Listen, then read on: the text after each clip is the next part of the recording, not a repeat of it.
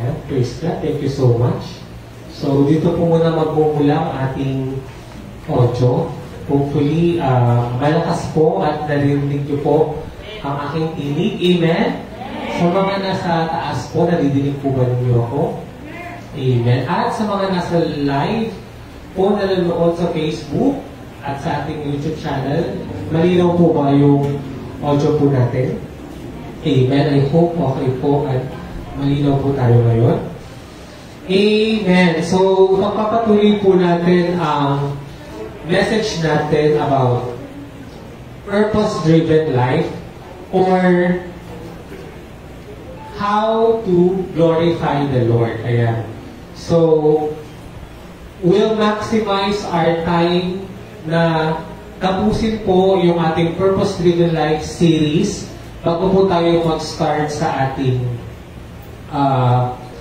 Book of Judges. Ayan. Kasi mahirap naman po na nag-start na tayo sa Book of Judges tapos bigla po natin ibabalik ang purpose-driven life series natin. So, might as well maximize na po lahat ng Sundays na ito po ang ating magiging topic. Amen po? Amen. Praise God. So, tayong lahat po ay tumayo at tayo po ay sumagaling manalangin. Pero bago riyan, basahin po muna natin ang ating scripture reading na matatagpuan sa 2 Corinthians chapter 3, verses 15 to 18. Verse 15. Even to this day, when Moses is read, a veil covers their hearts. But whenever anyone turns to the Lord, the veil is taken away. Now the Lord is the Spirit, and where the Spirit of the Lord is, there is freedom. And we all know who with unveiled faces contemplate the Lord's glory, are being transformed into His image with ever-increasing glory, which comes from the Lord, who is the Spirit. Amen. Let us pray. Panginoon, maraming salamat po muli sa pagkakataong ito na kami po ay makakapag-aral ng iyong salita. Dalangin po namin, Panginoon, na ikaw po ay maging kawangis namin, na ang iyong character, ang iyong traits, ang iyong personality, ang iyong pagkatao ay maging pagkatao namin, Panginoon. Lord God, ay maging liwanag po ang bawat isa sa amin at makilala ka, Panginoon, ng ibang tao sa mga magitan ng bawat isa sa amin. Lalo na po, ang bahay-sambahang ito, ang Amazing Grace Church, Dagupan City. Buksan po, Panginoon, ang aming mga spiritual eyes, mga spiritual ears, at mangusap ka po sa amin. Ito ang aming panalangin sa matamis na pangalan ni Jesus.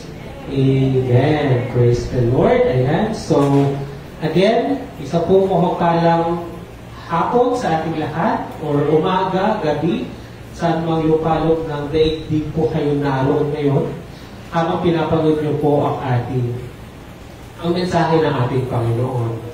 Amen. So, binabati ko rin po ang United Trinitarian Church, kasama po natin mula sa Saudi Arabia, sila Pastor Noel and Pastor Rona.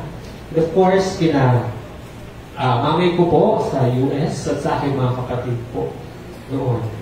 Ayan, so, bakit ito po ang ating topic? Question.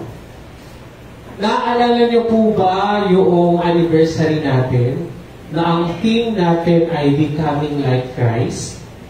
Amen. Di ba naalala niyo mayroon tayong anniversary sa church? Ang theme natin ay Becoming Like Christ. At ano po ang color ng t-shirt natin doon? Color, sino sabi pink? It's color red. Okay, color red. Tapos nakalagay sa t-shirt ay Becoming, Beholding. Ayan. Question, pang ilang anniversary po natin yon? It's our 8th anniversary. So, ito po ang ating naging theme sa ating 8th anniversary, Becoming Like Christ. Ayan. So, paano tayo napunta sa topic na ito? Question. Naaalala pa po ba natin yung ating naging opening topic about how can we glorify the Lord? Or paano ba natin mapupuri or mapupurihan ang Panginoon sa ating buhay? Naalala niyo po yung 5 na ways on how to glorify God or how can the Lord be glorified sa ating buhay. Amen? At kung titignan po natin, itong limang ito na binigay ng Panginoon, ang siyang 5 major topics sa Purpose-Driven Life po na book na isinulat po ni Rick Warren. Ayan. So, nasimulan na po natin ang una sa dalawang ito. Ano po yung una? By worship or pagpuri, pagsamba sa ating Panginoon. Amen? That's why, ang mga naging topic natin dati ay patungkol po sa prayer, amen? Sa panalangin, paano sambahin ang ating Panginoon. Amen? Second way of glorifying the Lord is, ano po? Loving other believers. Kaya nga po, nung ating Happy Hearts Day, ang ating naging topic ay, tatlo po yun, love God, love God, love others. Amen, di ba? We love God and we love others. Amen. Yun po yung tinatawag na twin na requirement. Kailangan mahalin natin ang Diyos upang sa ating pag-ibig sa ating Diyos ay matututunan din po natin mahalin at ibigin ang ating kapwa. Amen.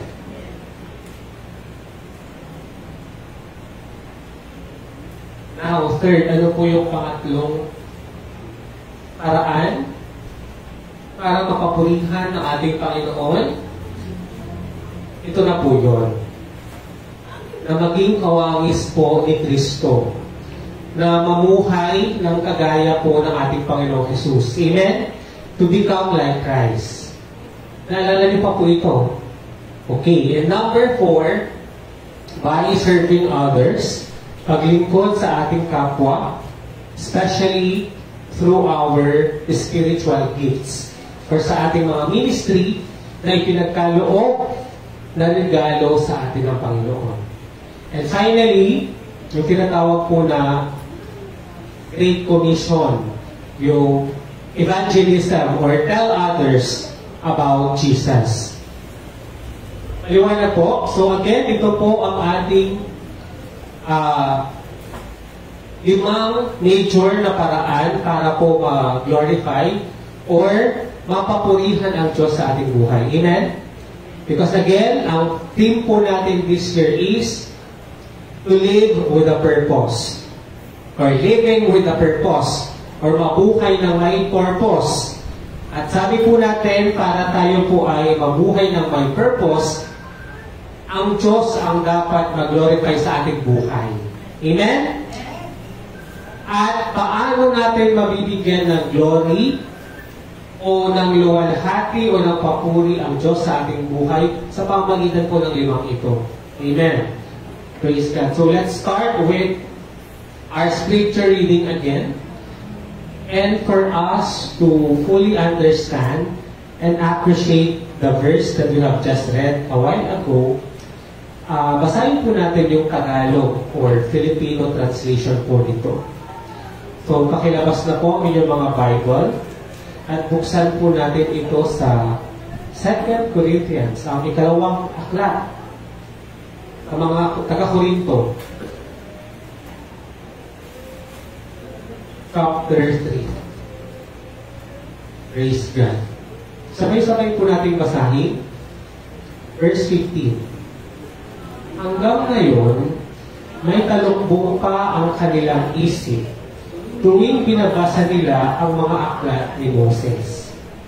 Ngunit, kapag lumapit ang tao sa Panginoon, naaalis ang talumbong. Question, sino po yung sinasabi na kapag lalapit ang tao sa Panginoon? Sino po ang Panginoon na ito? Sino po yung lalapitan natin para maunawaan natin ang salita ng Diyos? Si Jesus. Amen. Babalik po ako sa verse 15. hanggang ngayon, may talukbong pa ang kanilang isip. In other words, it is as if covered o natatakpan pa ang kanilang mga kaisipan. Habang o tuwing binabasa daw nila ang aklat ni Moses. Ano po ba yung aklat ni Moses?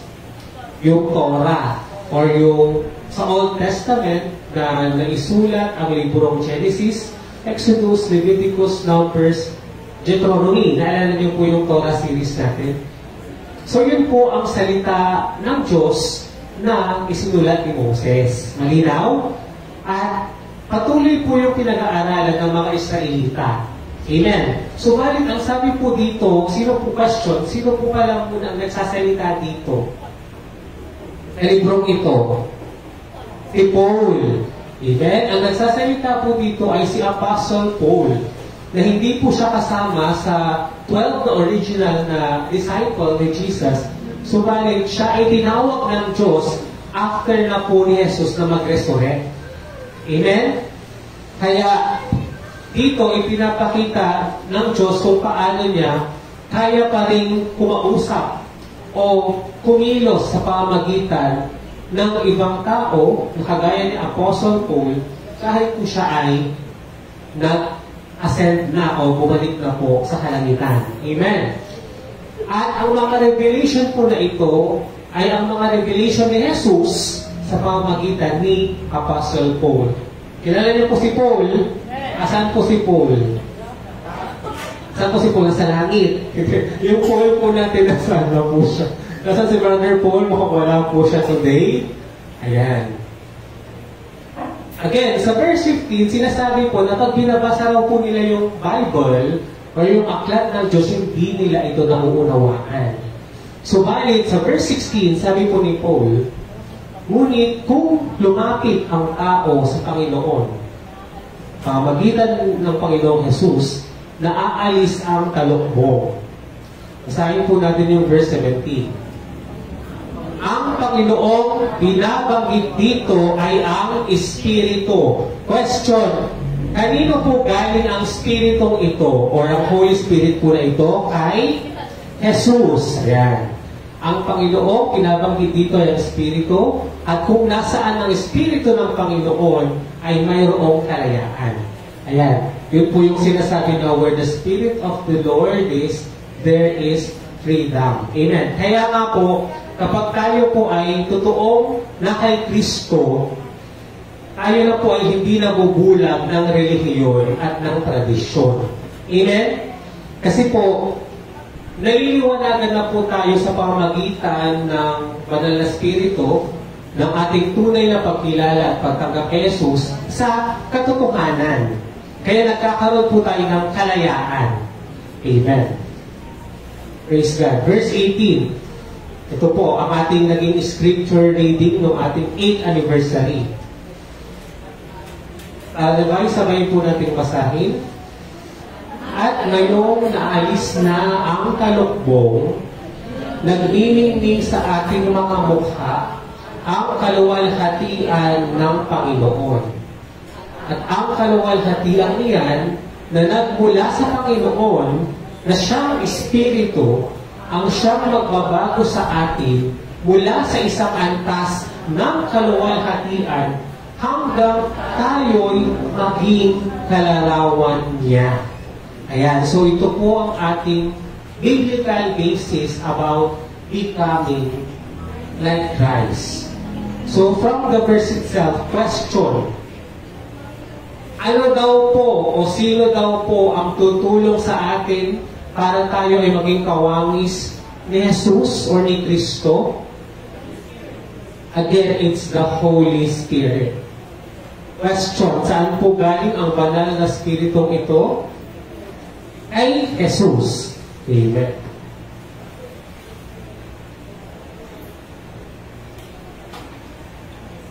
Question, iintindihan niyo po kung ano po yung talukbong. Yung veil, amen, yung cover. Ayan. Basahin ko lang po ulit. At ngayon na naalis na ang talukbong dahil sa ating pagkakanya kay Jesus, nagniningning na sa ating mga mukha ang kaluwalhatian ng Panginoon. o yung glory of God. At ang kaluwalhatian yan na nagmumula sa Panginoon na siyang Espiritu, ang siyang magbabago sa atin mula sa isang antas ng kaluwalhatian hanggang tayo'y may maging kalarawan niya. Question. Tignan mo po yung katabi mo. Yung nasa kanan, nasa kaliwa, nasa likod, nasa harapan. Try nyo nga pong mag-eye-to-eye contact. Tignan nyo po yung nasa katabi nyo, tulog na po siya. Tama, nakikita ko sa tulog kayo. Ang sarap ng tulog niya. Gisingin nyo po siya. Baka siya po ay nasa kabilang luwalhati na po. Okay? Okay na, eye-to-eye nyo na po yung katabi nyo. Question. May nakita po ba kayong pagbabago sa kanya simula nung umpisa hanggang ngayon? May napansin po pa kayong pagbabago sa kanya? Ano, humaba yung buhok? Ano po yung pagbabago na napansin nyo? Gumanda po ba? Ano yung nakita nyo pagbabago po sa kanya? Tumaba? Pumayat? Ano po? Pumuti? Ano ba po yung nakita nyo pagbabago sa mga nakikita nyo katabi nyo? Bumata. Oh, praise God. Sa loob mo, bata. Ano ba po yung napansin nyo sa katabi nyo? May pagbabago po ba? Amen. Maliban po sa physical na pagbabago na nakikita nyo ngayon, mayroon po bang nabago sa kanyang character, sa kanyang pag-uugali, sa kanyang behavior, na gumanda po? Meron po ba? Ay, na from negative to positive. I hope meron kasi nakakalungkot naman po kung positive to negative. Parang nabago nga pero mas pumangit. Diba? Nabago nga pero mas nakakatakot or mas nakakairita. Ano daw? Mas naging bruha. Ano daw po? Dati magalitin na siya, mas naging magagalitin yung pagbabago. Ayun. Honestly, sa sarili na lang natin, huwag na lang muna natin tignan ang talukbong ng ating mga katabi. Hawakan po natin ang ating mga puso, ang ating mga dibdib. Ayan. Pakiramdaman niyo po, meron po bang nabago sa inyong sarili? Kung ikukumpara niyo yung sarili niyo 5 years ago, or yung sarili niyo 10 years ago, meron po bang nabago? Maliban po sa physical na features or physical na katawan. Yung spiritual po ang pinagtapan natin. Meron, sino po nagsabing meron? Amen. Praise God. Kasi yan po ang sinasabi dito na ang Espiritu ang siyang magbabago sa atin mula sa isang antas ng kaluwalhatian from one stage to another stage hanggang tayo ay maging kalarawan na ni Jesus. Amen? That's why ang purpose po pala talaga natin para maluwalhati ang Diyos sa buhay ay para makita si Jesus sa atin o maging kawangis, kaugali natin ang Panginoong Jesus. Malinaw po? Hindi po ibig sabihin natin dito na kailangan maging kamukha natin siya. Amen? Dahil in the first place, wala naman pong nakakaalam kung ano po ang mukha o itsura po ni Jesus. Amen? Ang sinasabi po natin dito ay ang character or ang traits or pag-uugali or attitude ng ating Panginoong Jesus. So, tanungin mo nga yung sarili mo, nakikita ba ng ibang tao si Kristo sa buhay ko? Tanungin niyo kung ako yung sarili niyo, nakikita ba ng ibang tao si Kristo sa buhay ko? Okay, hindi natin alam. So, tanungin niyo na lang yung katabi niyo, kapatid, nakikita mo ba si Kristo sa buhay ko? Kasi gusto natin malaman yung opinion ng ibang tao. So, yung opinion na yun, magagaling sa kanila. So, pwede bang tanungin niyo yung katabi niyo, kapatid, nakikita mo ba si Kristo sa akin? Sige nga po. Anong sagot niya? Hindi masyado. Anong sagot? Parang hindi naman, hindi ko nakikita kapatid. Malabo. Nakikita ba niya daw si Jesus sa'yo? Hindi daw. Parang hindi Christian. Nakikita po si Jesus sa atin. Ayan. Tanungin niyo ulit yung sarili niyo. Nagre-reflect ba ang imahe ni Jesus sa akin? Nagre-reflect ba ang wangis or ang character or ang imahe ng ating Panginoong Jesus sa bawat isa? Amen. Bakit kailangan po na makita ng ibang tao sa atin si Kristo? Question, bakit po? Bakit kailangan mag-reflect si Jesus Christ sa ating mga lingkod niya? Bakit po kaya na ito ang isa sa mga paraan ng Diyos para mag-worship siya or mag-glorify siya? Bakit kailangan mag-reflect? Bakit po? Para po makilala nila si Jesus sa pamamagitan natin. Amen? Because our life is our testimony. Our life is our testimony that indeed we are a servant of Jesus Christ. So, sa ayaw natin at sa gusto, tinitignan po talaga tayo ng ibang tao. Amen. Whether tayo ay nasa loob ng church or nasa labas ng church, pinapanood po tayo, ino-obserbahan po ng iba ang ating mga pagkilos. At sometimes, nagdadapa po ang iba dahil iba po ang nakikita nila sa atin. At praise God dahil most of the time, I'm sure, nakikilala po nila ang Diyos or ang ating Panginoong Jesus dahil sa mga buhay po ninyo. Amen? I know that a lot of people became believers because of what they have observed through you. Amen?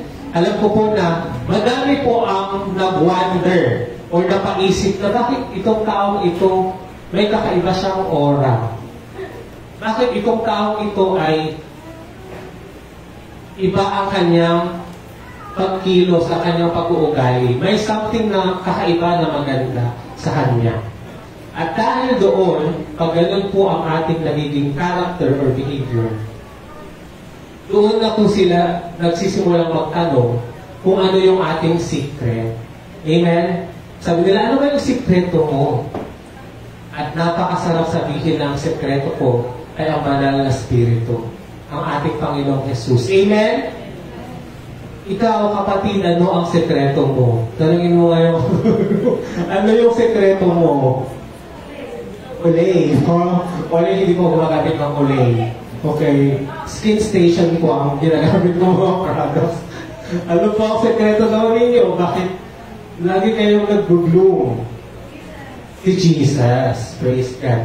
Naniniwala po ba kayo na the more na yung isang tao ay napapalapit kay Jesus, the more na siya ay nagiging mas healthier na tignan or mas nagiging younger looking? Do you believe that? Na si Jesus ay nagbibigay talaga ng literal na liwanag sa ating buhay. Amen? Kaya alam niyo, naniniwala po ako na kapag yung isang tao ay malapit siya sa Diyos, yung mukha niya is hindi something na parang stress or hindi parang ang daming problema or parang madaming kaaway na maraming kagalit. Amen? Kasi di ba, may mga iba mga kinigan mo, natakot na tayo sa kanila kasi nga parang ayos sisilupa na. Di ba? Parang kasi mango. Tama ba? Ayos sis. Ano pang kasi ganyan? Ano daw? Ayos sis. Kailangan magpa-facial. Yung parang nakakulot noo. Ano daw? Kurisang. Tama ba? Kurisang. Parang hindi ko pag kurisang mayroong mga galis. Meron parang may skin ano. Ayun, nakasimangot, nakakulot noo. But praise God, kasi yung sinasabi kanina, nagiging kawangis o kaanyo natin yung glory or yung walhati ni Jesus. And I believe that's the inner glow that we receive from Christ Himself. Amen. So, since our topic is becoming like Christ, our question now is, paano ba tayo magiging kawangis ni Kristo? Amen. Kasi ang topic natin is becoming like Christ. Praise God, as a way to glorify the Lord. Tanungin mo nga yung katabi mo, paano mo ngayon magiging kawangis si Kristo? For example, kanina may nagsabi sa iyo na, Sister, brother, bakit parang kahit ang daming problema, hindi ka pa din masyadong nai-stress? Sister, bakit kahit ganito na nag-aaway-aaway na yung mga kapitbahay natin, hindi ka nakikialam?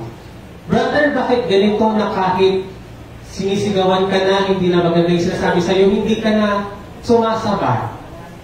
Napapansin nyo na yun po kasi yung normal na reaction nila. Bakit? Kasi po sa mundo, hindi po yung normal na reaction. Amen? Kasi po ang normal na standard ng tao, pag binato ka, batuhin mo din. Pag inaway ka, awayin mo din. Di ba? That's the normal standard of the world, the people. Na hindi dapat tayo nagpapaapi. Hindi dapat tayo nagpapatalo. Hindi dapat tayo papayag na mas mataas sila kaysa tayo. Sa atin.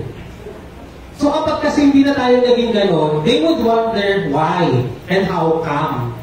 So kung meron ng tao na sabi sa inyo, kapatid, bakit kanina ganito yung nangyari? Parang hindi mo na lang siya, parang wala na lang sa'yo, hindi mo na lang siya pinalaki or nakigulo ka pa. Ano po yung sagot natin? Alam niyo po, yan na po yung paraan na makapag-evangelize po tayo. Amen. Yan na po yung opportunity natin para may pakilala natin sa kanila si Jesus. Diyan na po natin sasabihin ang sekreto natin ay ang ating Panginoong Jesus na siya ang tunay na nagbago at nagtutuwid sa atin. Amen. So again, first question. Because we want to become like Christ, how can we become like Jesus? Ano po yung first step natin para makilala si Jesus? Number 1 is, Amen, we should know who Jesus is. Amen? Kasi gusto natin makilala si Jesus, kung siyempre kilalanin mo siya. Di ba? Parang for example, may gusto kang tao na kaibiganin. Paano mo siya makikilala? Kung di kilalanin mo siya, Amen, alamin mo yung kanyang pagkatao, yung kanyang pag-uugali. You have to know who He is. Amen. At tama po yung sabi kanina, na you should read the Bible. Especially the 4 Gospel. Ano po yung 4 Gospel sa New Testament? Matthew, Mark, Luke, and John. Dahil doon po, ikinento ang ating Panginoong Jesus. So be very careful sa kung paano nag-act si Jesus sa mga ganitong conflict o sa mga ganitong sumagot sa mga ganitong tanong. Amen? Napakadami pong kwento sa New Testament, sa kwento po ni Jesus, how He interacted with people, how He balances love with anger, amen, how He showed passion and mercy to the poor and to the sick people. So, kung mayroon man po tayong titignan, of course, na magiging best example na dapat natin i-idolize or kilalanin, yun po ay walang iba, kundi ang ating Panginoong Jesus. Amen! Sino po dito yung na-experience na mayroon po tayong ina-idol? Or, tama ba yung term? Parang fan po tayo ng isang artista. Or fan po tayo ng isang, sino po yung mga naging fan kayo ni Nora Honor, siguro? Naging fan kayo ni Sharon Coreta. Di ba gusto natin maging kagaya nila? Yung may nilook up tayo, tapos kung paano yung gamit niya, bibilhin din natin, kailangan suot din natin. Na-experience mo ba yun? Na parang meron po tayong tinitignan, or not necessarily artista, kundi siguro mga kamag-anak na mas matanda sa atin, mga tito, tita, or especially yung magulang natin. Huwag na po tayong lalayo. Di ba? Sometimes, minimimik or ginagaya natin yung ating mga nakatatanda. Kasi naalala ko po si Louie. Si Louie talaga, sabi ko, he's a reflection of his parents, of her parents. Kasi kung ano yung nakikita niya sa kanila, ginagawa niya. Amen? Tapos kung ano yung napapanood niya, Ginagaya niya po. Yung sinasabi niya nga na, idea! Alam niyo po, pinapanood kasi siya na ano bang palabas yun sa YouTube, yung mga Ukrainian, sina Diana, pag naririnig niya yun, nagagaya niya. So, it's very important for us also to nabantayan ng ating mga anak. Kasi nga po, lalo na po yung ating mga sarili dahil tayo po ay kanilang ino-observe. At sa kanilang pag-observe sa atin, eventually, tayo po ay kanilang ginagaya. Amen!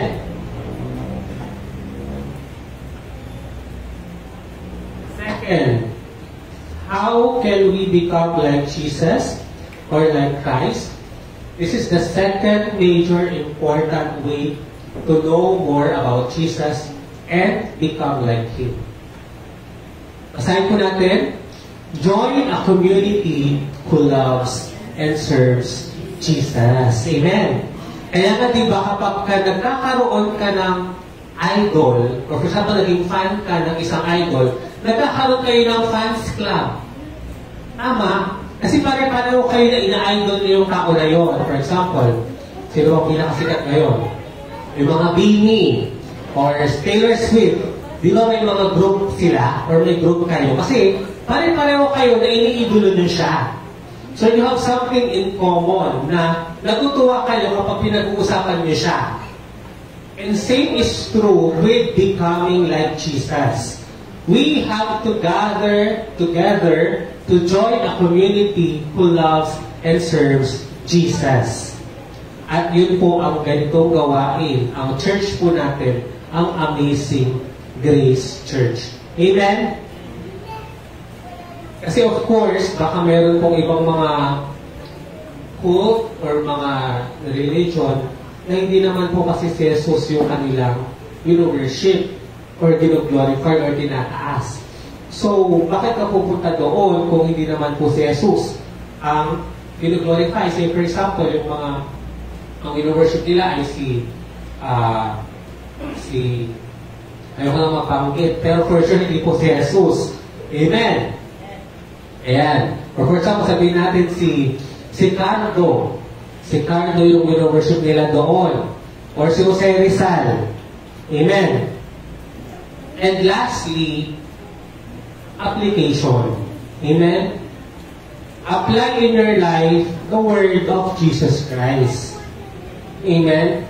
For us to become Christ, or become like Jesus, hindi po enough kasi na dapat kilala natin siya or alam natin yung kanyang salita. Dapat may application po. Amen? Kung ano yung nalalaman natin patungkol kay Jesus ay ating isinasa buhay. Amen? Kagaya po natin yun sa ating mga pag-aaral o sa gustong matutunan.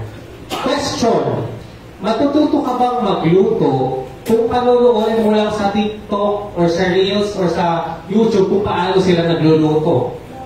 Pero ikaw mismo hindi ka kumukuha ng mga bagay na lulutuin mo. Yung pinapanood mo lang pero hindi ka naman magluluto. Do you think you can learn from by just watching or looking at the instruction?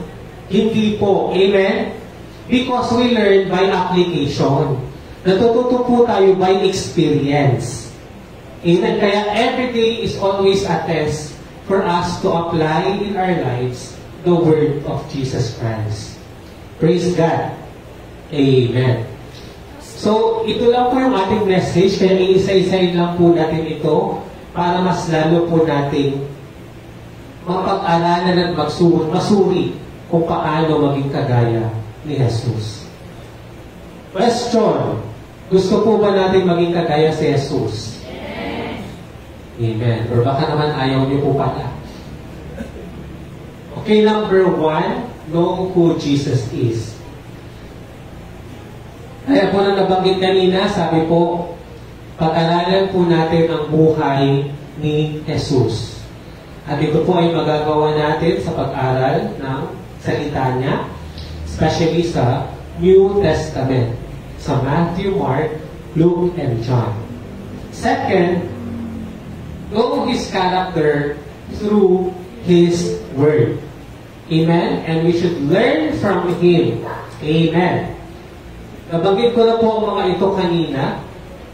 Uli, makikilala po natin si Jesus sa ating patuloy at araw-araw na pag-aaral, na pagbabasa ng Biblia, at pagsusuri sa pagkatao ng ating Panginoong Jesus. Amen.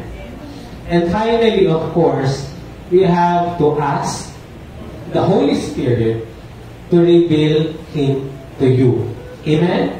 Lagi po nating kausapin at ipanalangin sa banal na Espiritu na ipakilala o i-reveal ng Diyos si Jesus sa ating buhay. Amen. Kaya nga po, last Sunday, we talk about hearing God's voice, or how can we know that it is the voice of God. And one way of the Lord to speak to us is, of course, through the Holy Spirit, or sa pamamagitan po ng banal na Espiritu. At nang sa ganon, ang kalooban ng banal na Espiritu ng Panginoong Diyos ang ating gawin or sa katuparan. Question. After our message last Sunday, dahil meron nga po tayong test para malaman kung yung tinig ay galing sa Diyos. After nung last Sunday, meron po ba kayong mga narinig na tinig? O may mga pumasok po ba na idea sa inyong mga isipan? Nung after Sunday, for example, lumabas na tayo after the service, meron po ba na mga na-reveal sa inyo? Meron po ba kayong mga naisip? Yun na lang. Ano po yung mga naisip niyo this week or last week?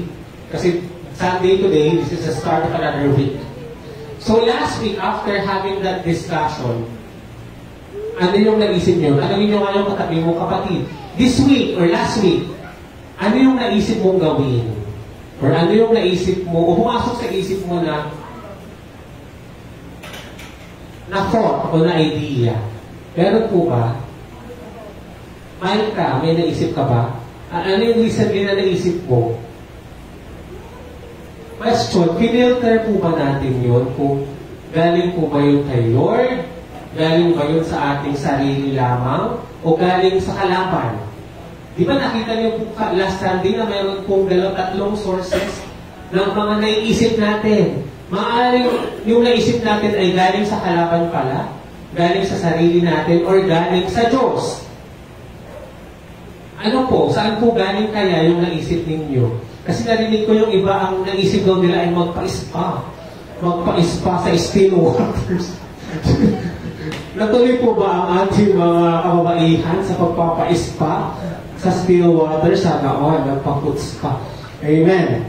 Tapos, nung naisip daw nila yun, ang tanong nila, paano mag-glorify si Lord sa pagpapa-spa? Kasi diba, yun yung nagiging test na natin ngayon. Parang, kung gagawin ko ito, ano ba ang mapapala ng Diyos dito? Amen. Ano po, natuloy po ba kayo sa mga sis sa pagpapa-spa? Oh, praise God, talaga na natuloy po sila. Kaya para mas gumanda po ang mga oras ninyo. May napala po si Lord doon? Of course, meron po. Dahil mas lalo po sila na-inspire o mas naging healthy na mag-serve kay Lord. Amen. If you're doing it because it's for your health, especially para mas lumakas po tayo at mas inspire po tayo or ma-motivate po tayo na magpagamit kay Lord, then why not? Amen?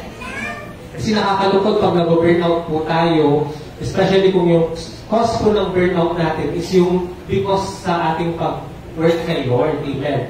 And I must admit, sometimes ako din po gano'n na nag-burnout ako pag gagawa ng message, gano'n, parang mag-prepare ng ganitong message. But I believe the Lord is telling me that it is not from Him. Amen? That feeling ay hindi po galing sa Kanya ang burden na yun. Kaya if you feel like kailangan yung magpamasahe, why not, di ba? Kasi pag nagpamasahe ka, gumaganda yung pakiramdam mo, then nasa mood ka ulit na magawa ng message. Amen? Nasa mood ka ulit na mag-prepare ng line-up for the service or gumawa ng activity for the church. Amen? Or mag-unwind or mag-fellowship definitely if the Lord will, if your spiritual journey will be renewed or mas mapapalakas, then definitely para po yung kay Lord. Amen. Why? Because God's gracious word can make you into what He wants you to be and give you everything you could possibly need. Ayan. Ganun po kahalaga ang salita ng ating Diyos. And because the Spirit of God uses the Word of God to make us like the Son of God. Again, ganun po kahalaga ang ating pag-aaral sa salita ng Diyos, particularly sa salita na galing mismo sa ating Panginoong Jesus. Amen. Praise God. Sabay-sabay nga po natin basahin ito. We cannot really know the character of God, Yahweh, if we do not know Jesus. Amen? Ulitin po natin. We cannot really know the character of God, Yahweh, if we do not know Jesus. Sa Tagalog, hindi daw natin makikilala ang Diyos na si Yahweh na nasa Old Testament kung hindi natin kikilalanin si Jesus. Malinaw po, hindi daw natin makikilala si Abba Father, si Jehovah Rapha, Jehovah Jireh, si Yahweh, kung hindi natin kikilalanin si Jesus. Because Jesus is the image of God. Si Jesus ang Diyos na nagkatawang tao. Amen? Meron lang po akong gusto i-share dito na short testimony. Nung nagkaroon po kami ng sunod-sunod na testimony sa group chat po namin, magkakapatid. Kasi sa pag-usapan po namin yung aming mga personal experiences with the Lord nung hindi pa po kami Christian or nag-a-attend sa ganitong gawain. But we're in a different sector or yung samahan. Okay. Naalala ko po si Ate Antoinette. Ayan. So, shoutout po sa iyo, Ate Antoinette. Si Ate Antoinette po ang asawa po ng panganay namin na si Kuya Voltaire. Ayan. Na-testimony niya po sa group chat namin na may one time na pumunta siya doon sa St. John, sa church, sa chapel, sa likod, at talagang nanalangin siya sa Panginoong Diyos at isinuko niya na yung kanyang application papunta po ng abroad or ng Abu Dhabi. Amen. Noong time na yun, wala po siyang pera, wala po siyang financial support or pangangailangan na dapat meron para siya po ay makapag-abroad. At meron po siyang test na tinake na hindi niya po sigurado kung papasa po siya or hindi. Kasi of course, in every job interview or application, there are some tests that we have to take and have to pass in order for us to get the job. And sabi niya nga, nung time daw na yun na walang-wala na siya, kasi syempre alam naman natin ang mga nurses, napakababa po ng kanilang sahod sa Philippines. Even especially if they are a private nurse, napakaliit po ng kanilang sahod na hindi po ito enough to support a family or even yourself. Amen! Parang sometimes nagiging volunteer lang sila. Ay yung binibigay sa kanilang sahod ay parang allowance lang or pambayad sa kanilang pamasahe at pang-araw-araw na pagkain na kulang pa.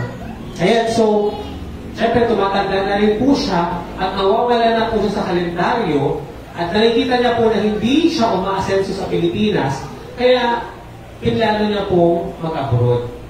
Ayan. Hindi niya daw makakalimutan na nung time na yun, na pumunta mo siya sa church, sa St. John, sa chapel, na umiyak daw po siya at isinuko niya na raw kay Lord yung pinagdadaanan niya na walang-wala na siya at si Lord na lang ang makakasagot kung papasa ba siya, makukuha ba siya, o kung may darating ba na panggastos para sa kanyang application. At sabi niya, na-realize niya o naramdaman niya raw na sa mga moment na yon, isinuko niya na raw yung kanyang buhay sa Diyos. Amen? And I told her, also through chat, na naniniwala po kasi ako na ang ating Diyos na si Yahweh ay kayang-kaya niya po tayong kausapin kahit nasa ang samahan ka pa o sekta o relihiyon ka pa. Amen? Kasi makikita natin sa Old Testament na hindi lang naman po Israelites yung kinakausap ni Yahweh. Amen? There are so many other tribes or lahi na Yahweh talk to them. Amen? That's why my point is we shouldn't isolate that we Christians or born-again Christians or Baptist or kung ano man yung religion mo or Catholic ka, na kayo lang ang may karapatan na kausapin ng Diyos. Amen? My point is, even if you are an unbeliever, if you really surrender yourself and that you really admit na kailangan mo talaga ng mas higher sa'yo o ng authority o ng supernatural being para kumilos para sa'yo, alam po ni Yahweh, alam po ng Diyos kung kaus-puso po ang ating panalangin. Amen? Kilala niya po kung sino po yung mga nagpipray na hindi naman po ito galing sa loob. Amen? Kaya maniwala po kayo sa akin na kahit na nasa ibang religion pa kayo before, kinakausap na kayo ni Lord. Amen? At sinasagot niya na po tayo. At naniniwala po ako na marami po kayong mga pagkakataon din po na isinuko niya na po ang inyong buhay at mga bagay-bagay sa ating Panginoong Diyos. Amen! At yun po kasi ang gagawin po ng Diyos para mas makilala niya natin siya. Why? Because in times of weakness, that we can utter our most sincere and honest prayers. Amen! Kapag ang isang tao ay may pinagdadaanan, walang-wala, wala na talagang maasahan, diyan na talaga siya matututong magsuko, mag-surrender sa Diyos. At ang Diyos, alam niya kung sa Kanya ba tayo nagsusurrender. Amen? Amen. Sabi nga ni Einstein, the more that I study the universe, the more that I believe in the existence of a higher being. Amen? Sinabi niya po yun na the more daw na pinag-aaralan niya ang science, ang sistema ng mundong ito, the more na nakikilala niya na mayroon pong mas makapangyarihan sa ating mga tao. At of course, yun po ang ating Panginoong Yahweh. Ang Abba Father, ang Diyos na lumikha po sa atin at sa buong mundo. Amen! And it's just that since gusto po ni Yahweh na makilala natin siya, dahil gusto po ni Yahweh na makilala natin siya ng lubusan, tayo po ay ililid niya kay Jesus. Amen? Dahil marami po ang mga tinatawag na gods or small gods that they will proclaim na sila po ang Diyos. And praise God, dahil hindi po tayo malilito, dahil ang sinasabi po sa Biblia na ultimate image o imahe ng ating Panginoong Yahweh ay si Jesus. Amen? Si Jesus mismo sinabi niya, I am who am I, or I am that I am. Ako ay si ako nga. Naalala niyo sa Old Testament, yun yung laging sinasabi ni Yahweh, na ako ay si ako nga. Kapag tinatanong ni na Moses kung sino siya, kapag tinatanong ng mga patriarchs kung sino yung kausap nila, si Yahweh. Lagi niyang sinasabi niya, ako ay ako si ako nga. Kasi pag sinabi mong ikaw ay si ikaw nga, ibig sabihin, wala kang simula at katapusan. You are the ultimate start, beginning. Wala na mas mauuna pa sa'yo. Amen? Kasi nga, ikaw ang simula. Ikaw ay ikaw nga. Wala nang iba pang mag-describe or mas mataas sa'yo because you are the most powerful God.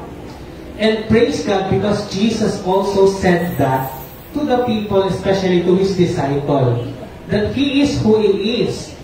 Amen? Na wala na rin mas tataas pa sa Kanya. And that's how we can be assured of that Jesus Christ is indeed the exact reflection or image of Yahweh. Amen?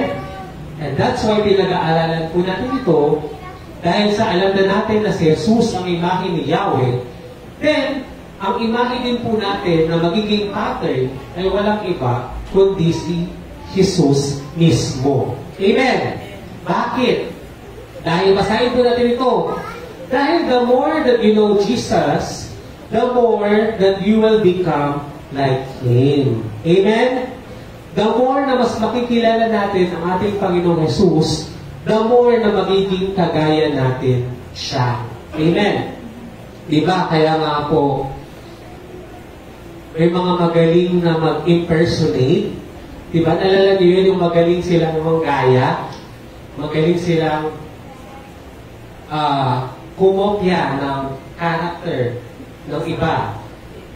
Kung nagagawa po nila yun, dapat tayo din po nagagawa din natin i-imitate or kilalanin ang ating Panginoong Jesus at nang sa ganun ay ma-impersonate or may isa buhay natin ang buhay ng ating Panginoong Jesus. Amen. Praise God. Ayan. So now let's go to number 2. And give me some time kasi this will be one of the core of this message. Second is, let's join a community who loves and serves Jesus. Why? Because growth in Christ-likeness o yung pagiging kagaya ni Jesus ay hindi po yan mangyayari kung ina-isolate daw natin yung ating sarili. Amen? Growth in Christ-likeness will not happen if we are secluding ourselves from others, especially from other believers. Amen? In fact, it's biblical na sinasabi po na gusto po ng kalaban ay i-isolate daw natin yung ating sarili para hindi natin maipakita yung image ni Jesus sa iba. Amen? Di ba, gusto natin sometimes wala tayong problema or wala tayong burden. That's why most people are tending to become introvert nowadays. Amen? Mas nagiging introvert tayo, hindi tayo nakakasilaw sa iba. And I was really rebuked by that when I heard the preaching about isolating yourself because it's biblical, as they say, that when you tend to isolate yourself, the more that the enemy is winning over your life. Amen? Kasi makikita natin sa buhay ni Jesus na hindi niya in-isolate yung sarili niya. In fact, ginamit at inala yung buhay niya para sa iba. Amen? Next, it requires fellowship and being with other believers and followers of Christ. And being part of a church or a small group provides accountability and opportunities to learn more about Christ. Ayan. Basahin nga po natin ulit yung last point, yung being part, 1, 2, 3, go. Being part of a church or small group provides accountability and opportunities to learn more about Christ. Ayan. And this is the time that I will make the announcement. Okay. That's why kanina tinatanong ko po kung nagkaroon pa po ng YP fellowship ang ating mga YP and junior YP kahapon and prayer night because the Lord is leading me to open up again and to start again with our midweek service every Thursday. Amen? Kaya tinatanong ko kayo kanina, after nung ating message nung last Sunday, may pumasok po ba na thought sa isip nyo?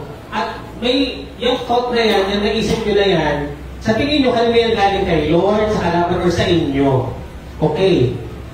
This week po kasi, in-inform ako ni na Sister Ate Esther, Sister Marini, na kailangan ng mas mag-grow ang ating mga junior YP.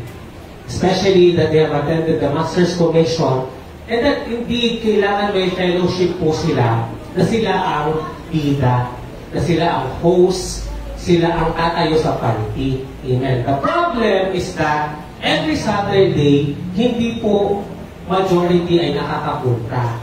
Amen? Or kulang po yung workers natin pag Sabado. True? Yes or no? Yes, because I'm very guilty of also that I'm not able to monitor our activities every Saturday.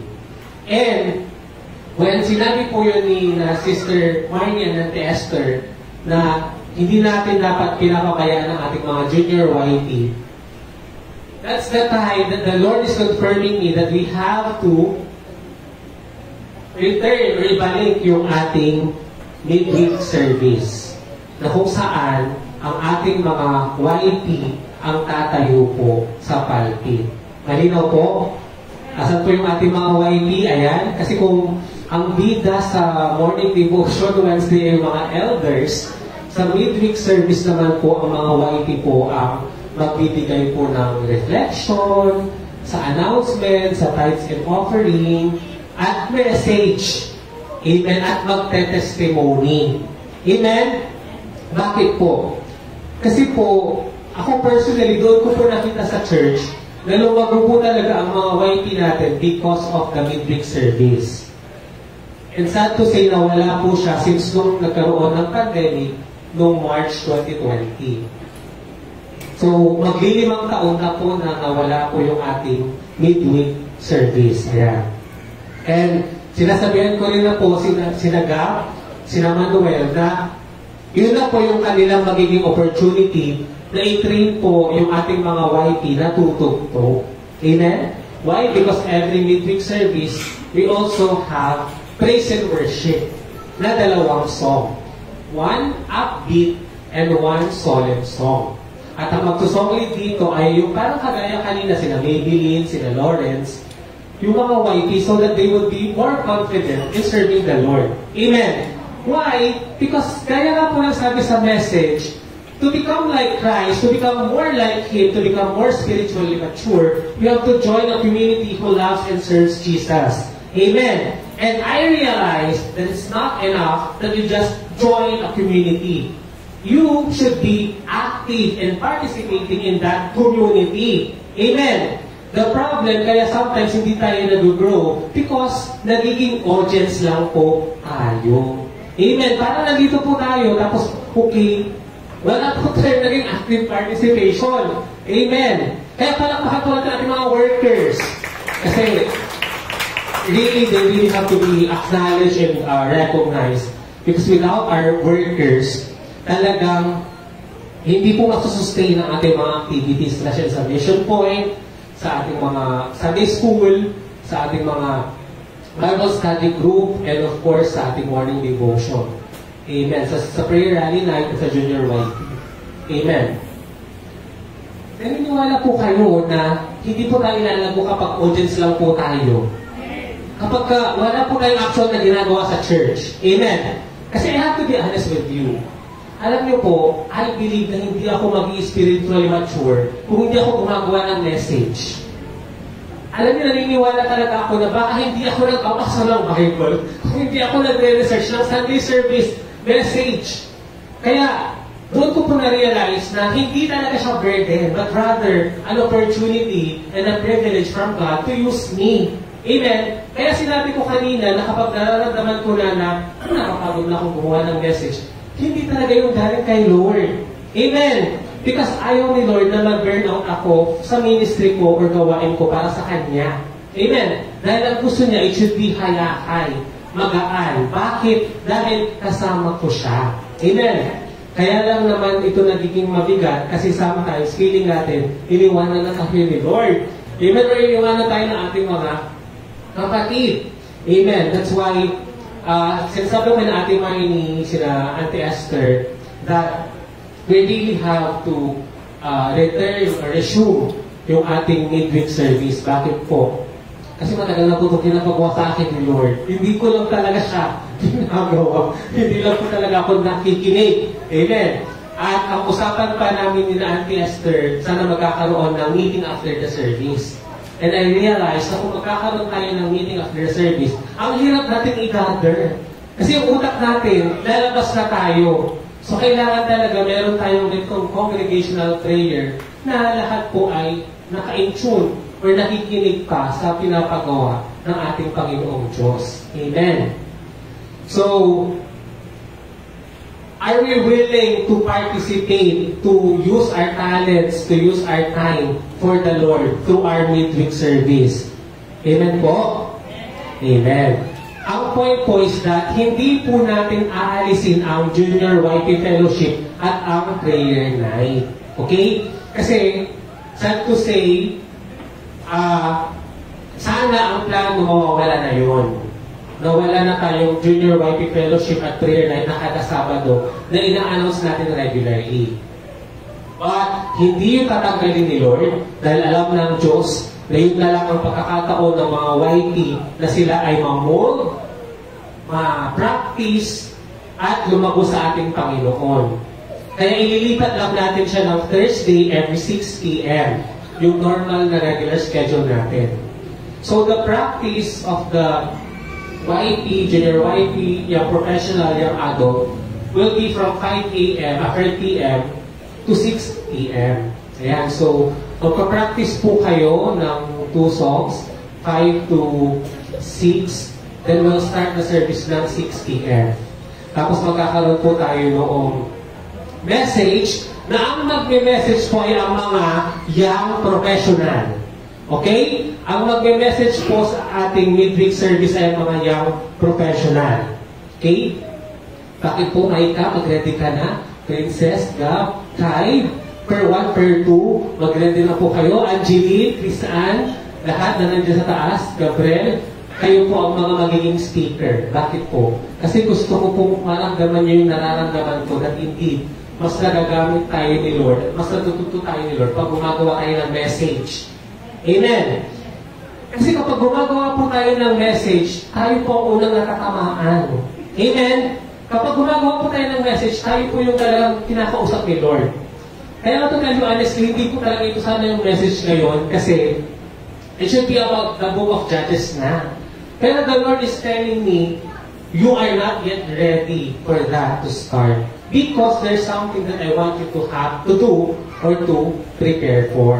Ayan. So this coming Thursday ay hindi pa siya mag-i-start. Mag-i-start po siya sa first Thursday of the month of June. Anong araw po yun? June 5. Okay. Sa June 5. Ang gagawin po natin, hindi po mawawala ang ating prayer rally every Saturday. Bakit? Dahil ililipat po natin ang prayer rally sa first Thursday of the month. Amen. So sa darating na June 5, wala munang mag-message, but rather, yung unang midweek service natin will be a prayer rally night.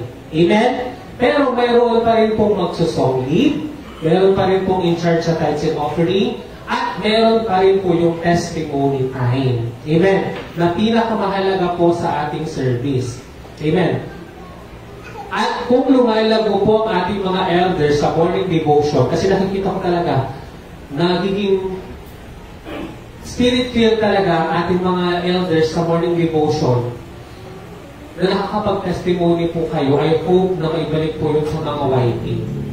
Because sometimes yung testimony natin, pag kinip lang natin yan o hindi natin na-declare, sayang, hindi namin natitikman. Amen? Ang point ko po, ang testimony kasi is pagkain po ng kaluluwa. Kapag may ginawa po si Lord sa inyo at hindi niya po yan na-share, parang kayo lang po yung nakatikim o nakakain nun. Amen? It's meant to be shared and delivered to other Christians. Why? Because joining a community who loves and serves Jesus will help us to become like Jesus. Amen. Kasi kung meron man po magpapatotoo kung paano po kumikilos si Jesus o ang Diyos sa buhay ng iba, ay dito po yun, tayo po yun sa church ang magpapatotoo. Amen. And sometimes, pag wala na po tayong naririnig kung paano kumikilos ang iba sa buhay nila, tayo din, feeling natin, hindi na kumikilos tuloy si Lord. Amen. Pero kung may napapakinggan tayo kung paano kumikilos si Lord sa kanila, tayo napapaisip tayo. Sabi natin, bakit sa akin hindi ganyan Diba? Bakit sa akin wala na ako na-experience na ganyan na encounter ko with Jesus Diba? And that's called divine envy. Maganda po yun. Nung maramdaman po natin yun na I should be more intentional and more mas maging sensitive ako sa mga nangyayari sa buhay ko. Dahil baka hindi ko lang napapansin o hindi ko lang pinapansin na yun na pala yung karaan ng Diyos para kumilos sa buhay ko. Amen! And so I really hope that all of us, especially the elders, will be active and participative and present during our midweek service. Amen! Bakit? Dahil sa midweek service po natin, mayroon pong pagkain. Amen. Sa ating food committee, pakiredy po. Kasi di ba nag-ready po tayo ng food cook every morning devotion. So dapat mayroon pa rin pong pagkain every midweek service. So dito po tayo kakain. Amen. Amen po. Praise God. So again, that's part of the announcement.